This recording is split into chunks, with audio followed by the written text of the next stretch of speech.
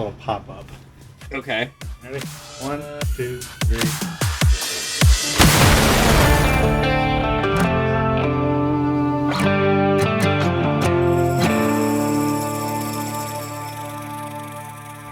So next phase in this, and sorry for the noise, running the AC because it's a pretty hot day out today. Basically, going to be building the upright on this here spindle. Got a rectangular stock over there, and I'm just going to cut it at an angle so it sits in there nice and comfortable.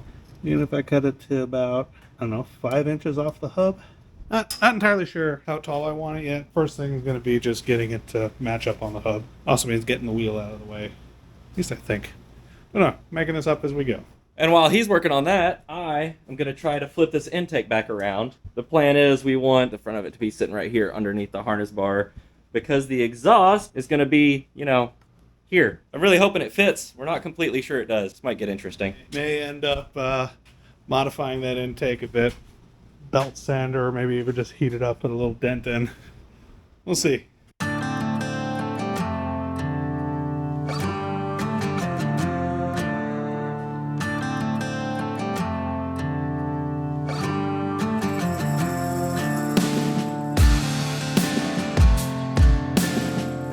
Okay, well, the intake is in. It does fit. Barely. You would think we planned that. You can remove it fairly easily. Surprisingly doesn't get in the way. Let me climb in here. I can sit here and shift, and this is with the seat all the way back. I usually drive more like this. So, yeah, I can sit here and drive. That's not in the way at all, surprisingly. We're probably still going to put like a 45 on it and have the filter angle down and sit down here somewhere. But we have it on for now. That's good enough. Here we have sort of the basic of the hub going. Now, I did end up actually having to move this whole thing further back. Original plan was I was going to have this be up to there, but we realized that when you put the brake on, it sits too far back. So I had to move them back to here, which will be less weld overall, but keep in mind, it's not just going to be the weld here holding it on. There's then also going to be a big brace going across these where the brake caliper is going to mount on. And then depending on how that looks, I may end up actually welding in a few more things to just kind of reinforce this all. I'm going to weld plates on top of here and on the bottom of these. Going to cut an angle into these. And they're then going to go on top of that plate. And I'm just going to make them identical on the hubs themselves. And it's then their connection points on the frame that are going to be slightly different to help get those angles we need to make the multi-link suspension properly work. That's the plan. Just going to keep trucking along and see how it turns out.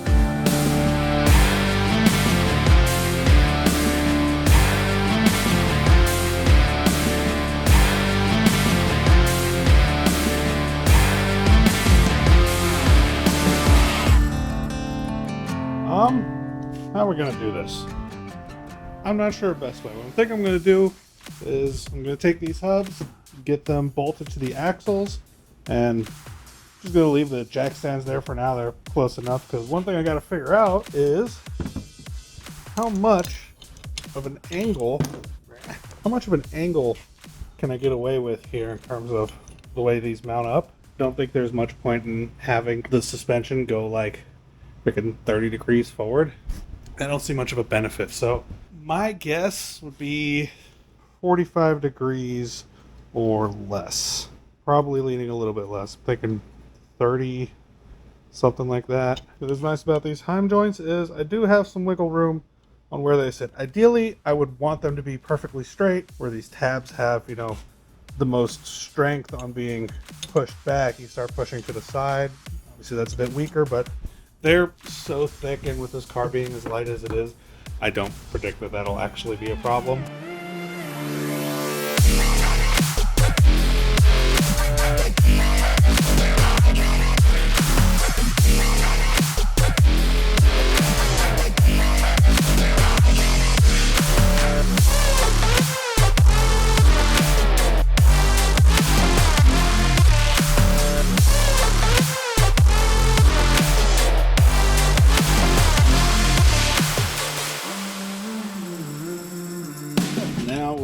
These all tacked in place. You can kind of see where that's going to be going. The bottom, these are going to be at a wider angle It's going to be the same deal. Let's tack the tabs on. And that's basically it. Sometime this week, come back out here. It'll be time to do the tabs that go on the actual chassis. That being said, I am entirely out of gas right now. Not tired, but welding gas. Shop's closed today. Tomorrow, going to pick up some more gas. Then continue on with this. Today is going to be pretty exciting. At least it's going to be an exciting step. By the time the day is done, hopefully, these 4 main connections for the suspension into the frame should be tacked in place. Now, I say end of the day, and I know it's not much to weld, but the reason I say end of the day is that I may end up having to break them off, move them a little bit. I found a program online where I could kind of get some of the numbers in line. I'll flash a little thing on screen of the car doing this. And that sort of helped me figure out what I need to do. But a lot of this is just going to be feeling it out, seeing how it all interacts once it gets connected. So this may go very quick. This may take forever.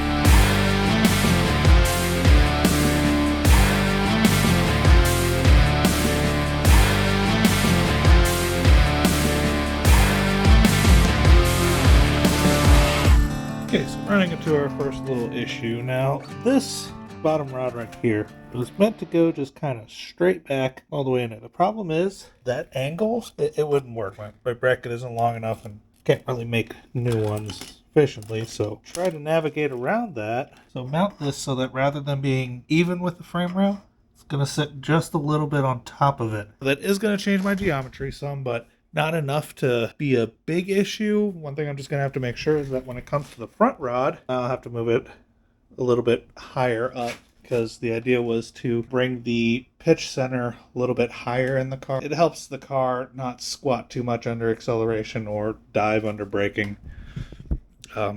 So I read. I'm not going absolutely insane about worrying about the numbers, because for one, I can't do anything about the front suspension. That is what it is, and I know, given our record, at some point we're probably going to end up doing something like this to the front of the car. Even if it's, a year or two down the road, maybe we just end up clapping it onto the end of this build. Who knows? But eventually, I'm sure we're going to do our own suspension up front. And when that time comes, then I'll be able to kind of design the front suspension to really work with what the rear is doing. Get my pitch center right, the anti-squat geometry, keep it from diving under braking too much, all that fancy stuff. What I'm doing right now is trying to get a functioning suspension in here, even if it's not going to necessarily work as good as possible with the front, just because I know that's going to change, and this is an experiment. Maybe we do it, it has a few issues, and we go for a version 2. Maybe not. How many times have we said it? We're making this up as we go. If we can pull this off and make it work, then you can too. There's no reason to hold back. Well, there's safety concerns, but we're not talking about that right now. All of these are adjusted to be the same length now. Total adjustment on each of these end links is going to be about 3/4 of an inch in and out before we lose thread engagement. So that means in total, each of these rods will be able to extend and contract about 1.5 inches, which that's like way more adjustment than we're ever going to need. So makes it perfect for us. Now just going to cut the pipes and make these actual rods.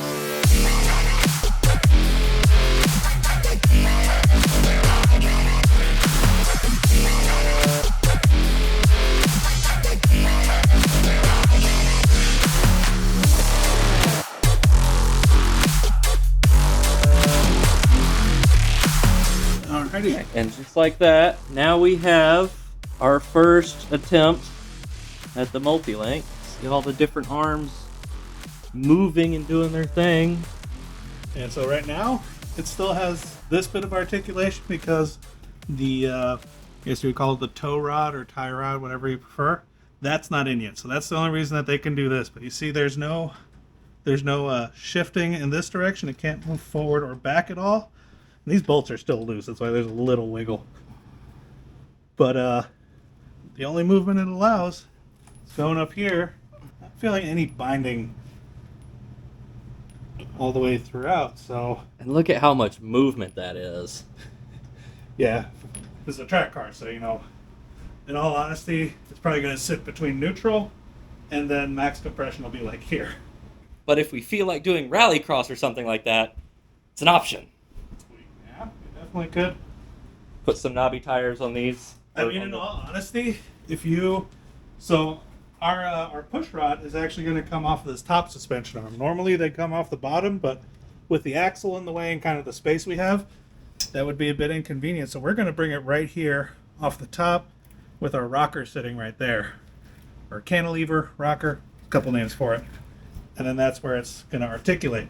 What we could do is we could actually get like some plain coilovers that have like a gnarly bit of travel, attach it up here, and then attach it to the top of the cage right here, and right there you have all the room in the world to get that full motion if you wanted to. So that is way more angle than we would ever want to put the axle under. If it ever goes that far, we've messed up. Yeah, we've had a lot of experiences with these axles. They do not like that kind of angle. So we never want the angle, because what'll happen is if we put it under that much angle again and give it any amount of stress, this is what happens. So this is this section out here, and what happens is at that kind of an angle, the ball bearings can then escape from inside there, and this just goes boop. So we definitely don't want to give it that much angle, but we will be able to have, if we really feel like it, we could easily have 6 to 7 inches of suspension travel, just for laughs.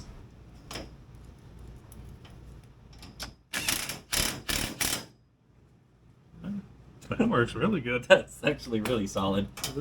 Fuck welding. We're just gonna fucking hose clamp our suspension together.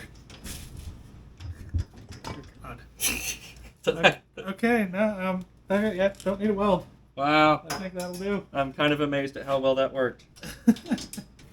So I need to figure out, where do I want this tie rod sitting on the hub.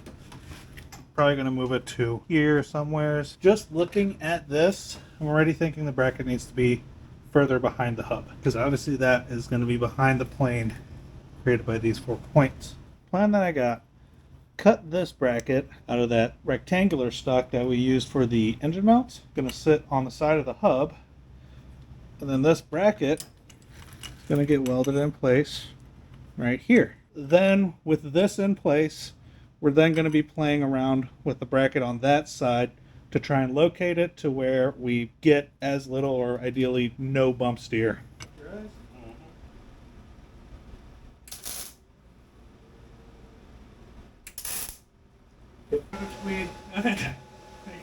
Oh, Jesus. Yeah, it's towing out bigly.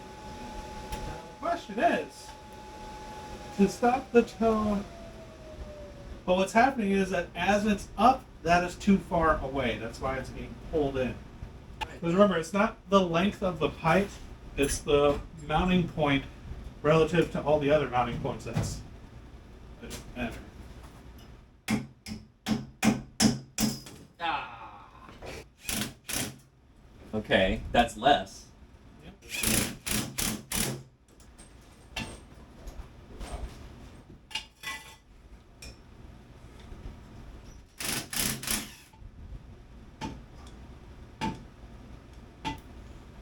Alrighty. We'll be back when we get somewhere.